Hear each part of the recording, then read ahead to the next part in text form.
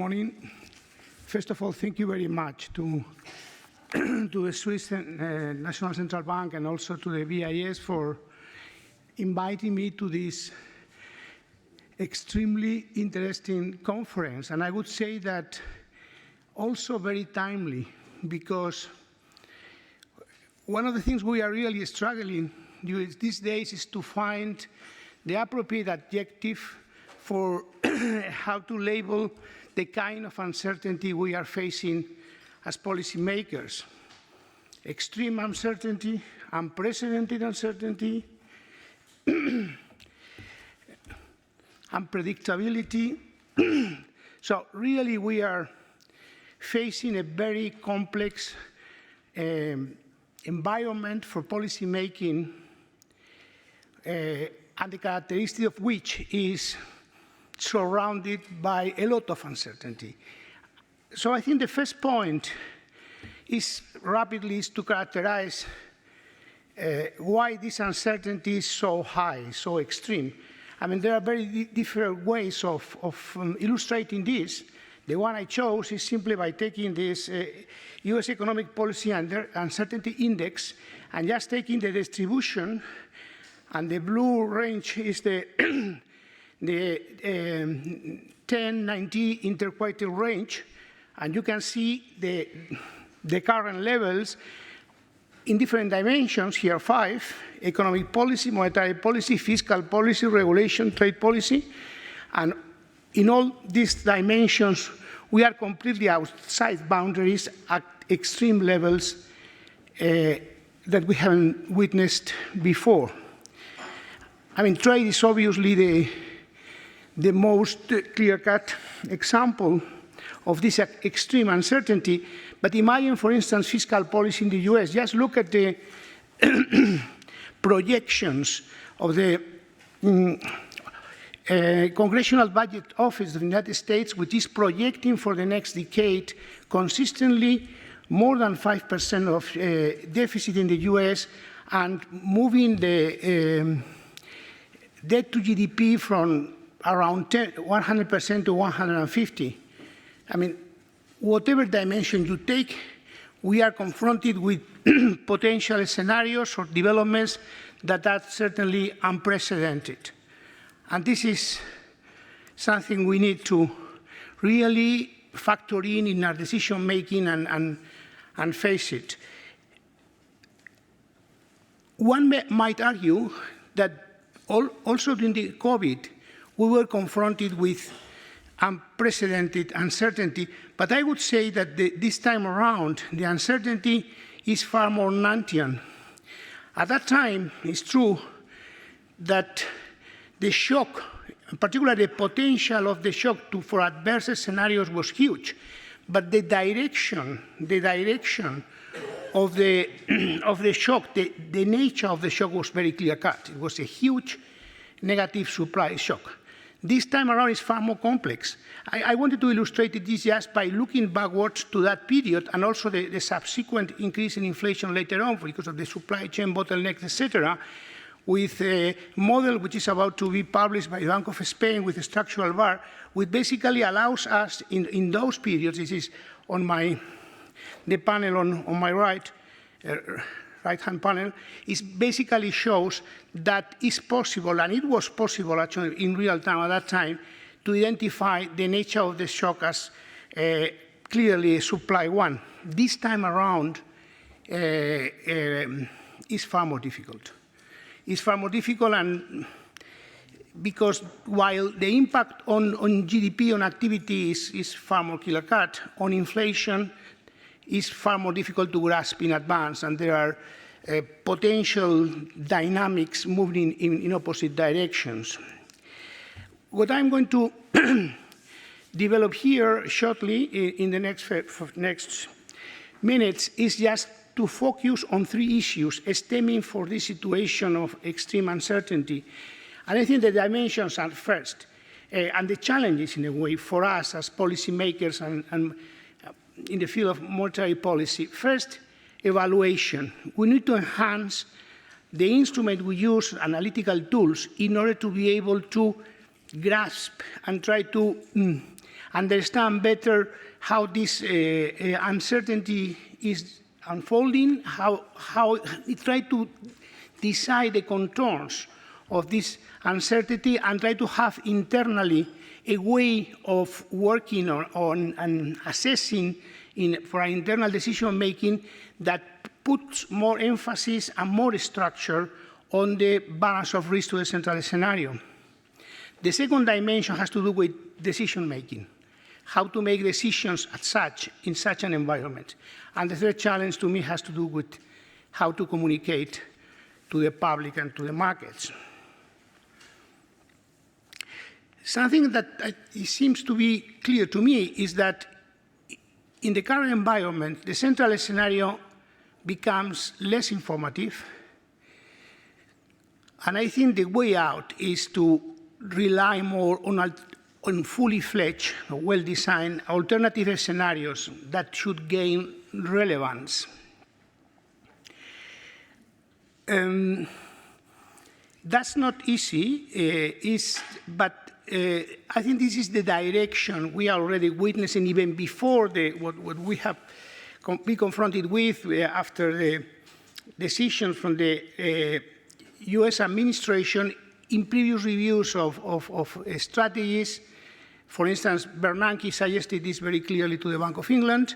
A central bank that has been traditionally very innovative from the early 90s, or even late 80s, like the Central Bank of New Zealand, already is in the review of the recent review of the strategy is really indicating that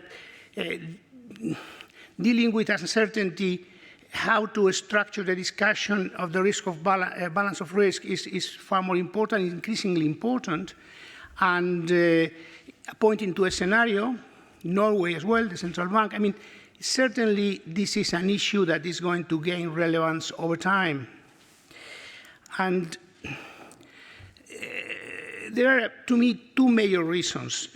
One is the response to a situation of high uncertainty is fostering robustness. I think that Sargent and Hansen just explained very clearly to us the importance of robustness, both in terms of modeling, but also in terms of potential scenarios in dealing with uncertainty and model ambiguity. That's, to me, increasingly important, how to deal with this situation.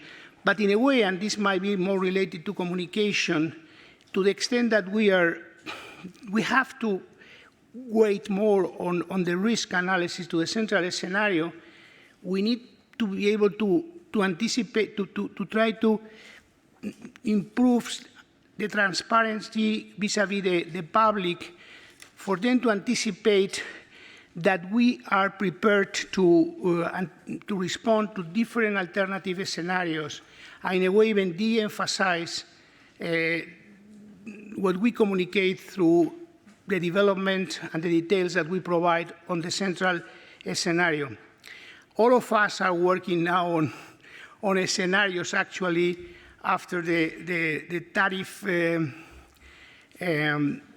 policies that the US administration is putting on the table, with the uncertainty still of course, to see what is going to be the end game. Here I'm just showing you that we are at the Bank of Spain doing that and working, also including robustness in the way we do it, because this is a combination of two models. One is a very well-known model, which is the NIGEM. Here, these simulations include, is for a 3-year horizon, but we are combining this with an internal model, which is a Keynesian multi-sectoral, multi-country model, which is very suitable for this kind of analysis. So by combining the two elements, we are just relying much more in the past internal analysis. And here you can see the result, just in illustration of two scenarios.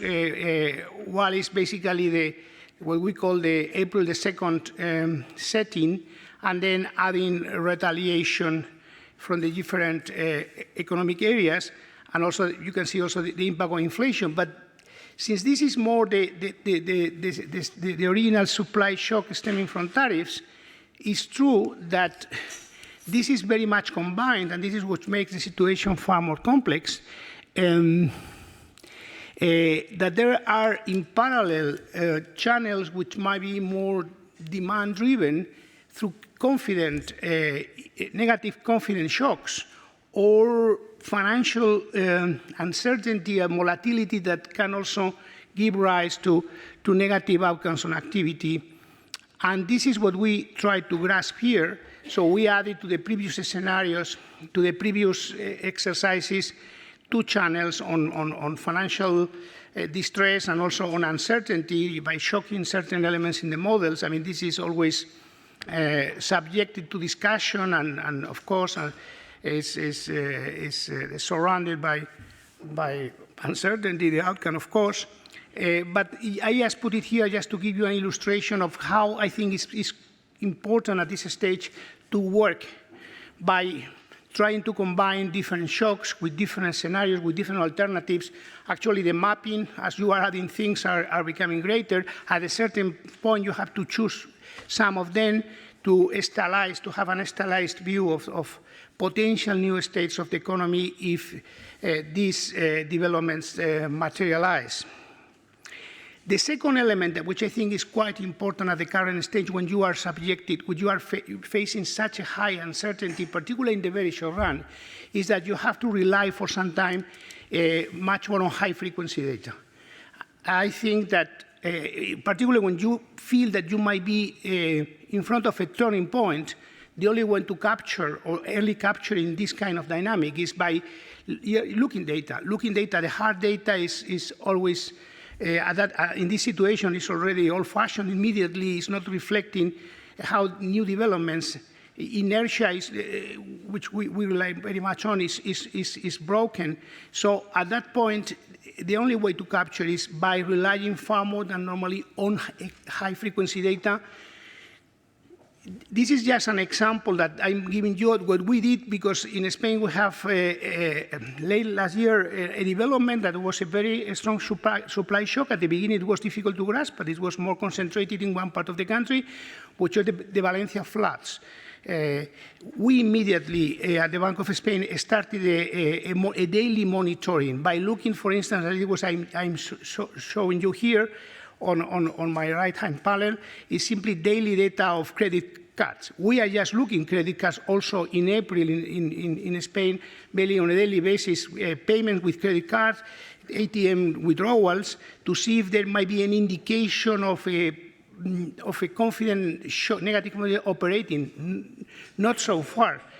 We are also monitoring very closely at present, as we did in the Valencia floods, is here, unemployment data. Here is just daily data of furlough registered at that time to see if there were really a problem in the labor market because of the closing of economic activities for some time. Now we are looking, for instance, in April, even early May, whether there might be indications in the Spanish labor market of pausing investment decisions reflected already in the hiring of workers.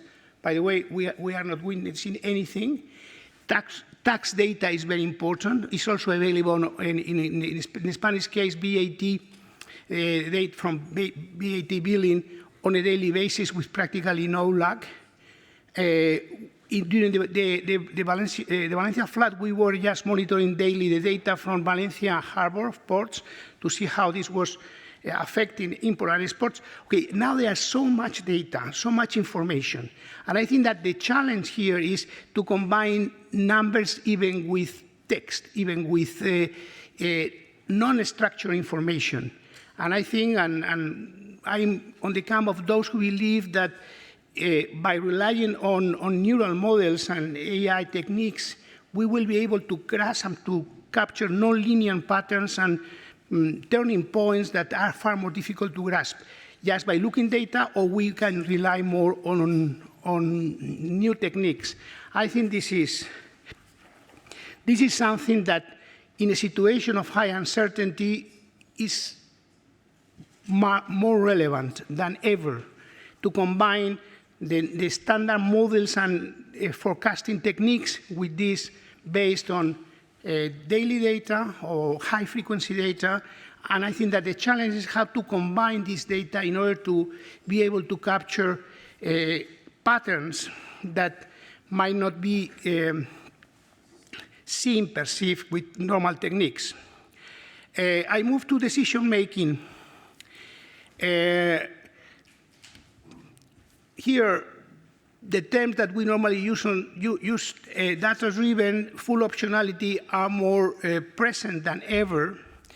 I would say that, and this is the way I perceive it, in the current situation at present, during these months, the first reaction is caution somewhat, because it's still very difficult to identify how impactful certain potential developments are going to be and the direction of certain effects, the net effects.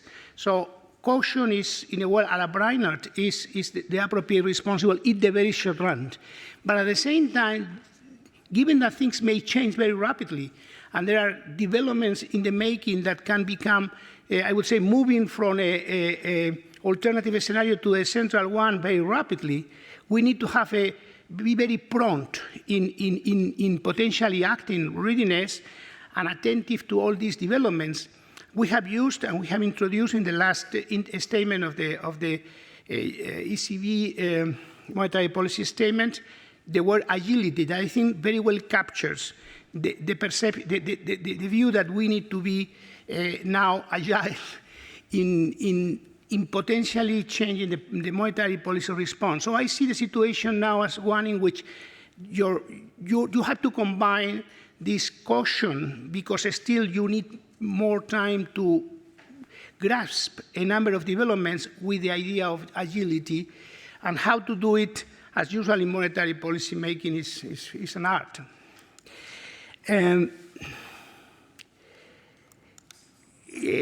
Communication, which I think is another element that we are always facing and is always challenging. Communicating and conveying the uncertainty that central bankers face has been always a challenge since the very beginning. You have always a dilemma of whether, by conveying too much of the doubts or the alternatives you have, you may be perceived are somewhat lost. And of course, central banks we need, and it's very important in anchoring expectation that we are perceived that we are going to be effective, and we are going to be effective in fulfilling our mandate of price stability, and that we have the tools at hand to do so. But at the same time, in assessing certain development situations, we need time, we need to gather more information, and for the sake of transparency, this is something that we also need to convey. But we have to do it in a way that it does not compromise the perception of our commitment and don't be perceived as somewhat lost in the current situation. This has all that the environment is too uncertain. We have been dealing with this from the beginning. I just put here on the right, on my right side, right hand side, a chart of the fund charts of the Bank of England. That I think, if I'm not mistaken, they are using them and others. We have also used it later on since probably the mid-90s. So the problem is that when you use just probability distribution based on our models, what you convey is something in which they can be perceived that everything is possible, and this is somewhat problematic and difficult maybe for certain observers to understand how these charts, the fund charts, are constructed and how they need to be used. So it's a device that I think at present probably in the central banking community we feel is not any longer so useful in communication. Others have tried, and I have brought here the very innovative at that time approach of the Fed, of the FOMC, to show, let's say, with these plot charts, that FOMC members' potential discrepancies of the range of potential views about the future. I think this is interesting, has also some difficulties in conveying things, and of course, it's always not easy, I would say. If you ask me now, I would say, I think what we need to explore, if we internally in our decision-making, in our assessment, we are moving to rely more on alternative scenarios to the central one, de-emphasizing the central scenario with a few selected ones, I would say that we need to explore how to communicate it at a certain point in time. Probably not immediately, because at least in the central bank that we are starting to do it, if we do it more systematically, not occasionally, but more systematically as a way to structure organize our internal debates and discussions on the risk, on the balance of risk. It's a way of discussing the balance of risk instead of more qualitatively, do it more with the support of a stylized scenario that we have agreed upon and reflects, in a way, a few limited alternatives to the central scenario that at the same time, if they materialize, are very impactful or potentially very impactful, and the likelihood of occurrence is significant, at least as perceived by the decision-making body. So this is the work, to try to agree on these alternative scenarios and then to ask the staff to develop them in detail and present it alongside the central scenario.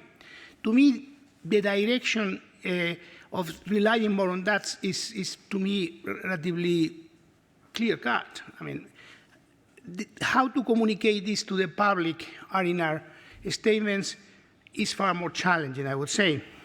Certainly, if we want to be transparent, or if transparency is always desirable and important, we have to deal with transparency, discussion, transparency, clarity is always very challenging.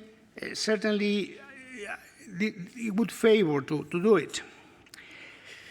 It also desirable in the sense that if it's part of a reaction function, if we don't only react or will react to the central scenario or how the central is evolving at a certain time horizon, but also we are prepared to react to alternative scenarios or to weight them in our decision-making to the extent that, as I said before, they are perceived as very relevant if they materialize and the likelihood of occurrence is significant, probably at a certain point in time, for expectation guidance and for understanding central bank reaction function, it is desirable to move in this direction. But at the same time, this is not easy. I mean, it's not easy if you just try to think how to put it in a statement, the complexity that we add. If we are already sometimes accused to be overly complex in the way we convey certain, the way we act and the way we assess the economy and economic developments and inflation developments, all the more would be if we had a discussion of alternative scenarios. So I think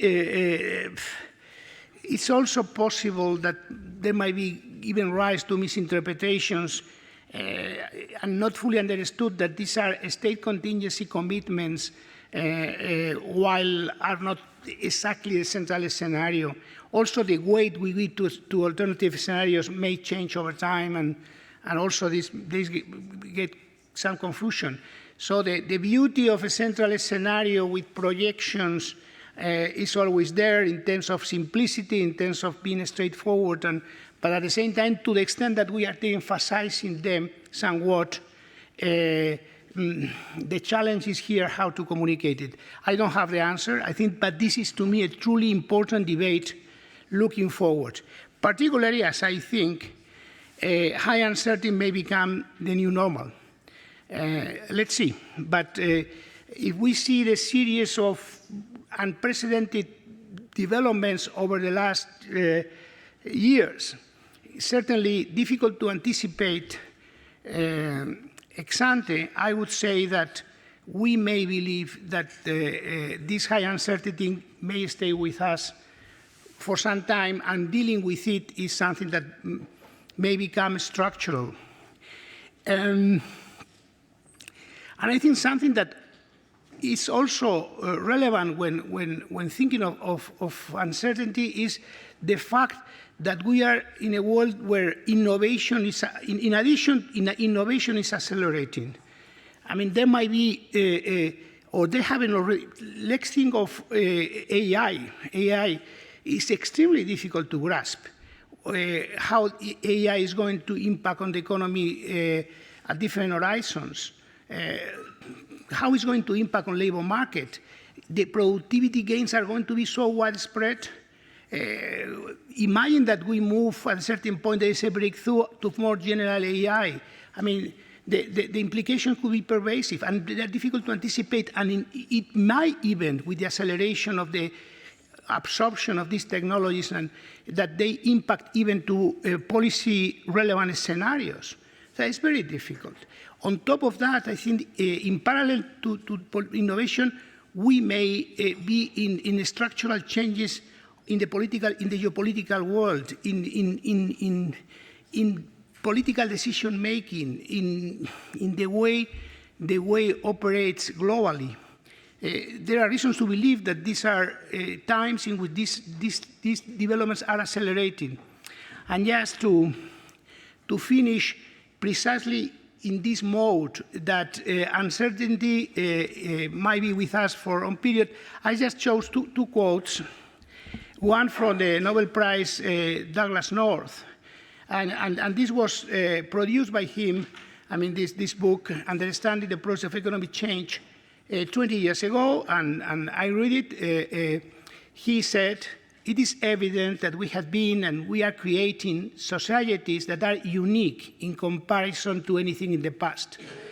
To know the future, we have to know today what will be known tomorrow."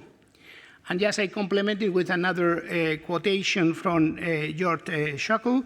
This is even, I think it should be for the mid-70s or so. What does not yet exist cannot be known. So if we are in the new normal of uncertainty looking forward, we need to be prepared for that. We need to be prepared, to me, in 3 dimensions that I try to develop shortly here: analytical tools, the way we organize our discussions internally in the decision-making bodies. Second, the way we actually make decisions. For instance, forward guidance seems to me something that we need to probably forget for some time if this is going to prevail, and has been very useful, or certainly on some occasions, but the world is moving in a direction where forward guidance is not longer an instrument, it's an instrument with entails a lot of risk. And finally, as I said, another challenge for us, it was always so, but I think it's all the more now, how to communicate uncertainty to the general public, to the markets, when this is becoming more important in our decision making. Thank you very much.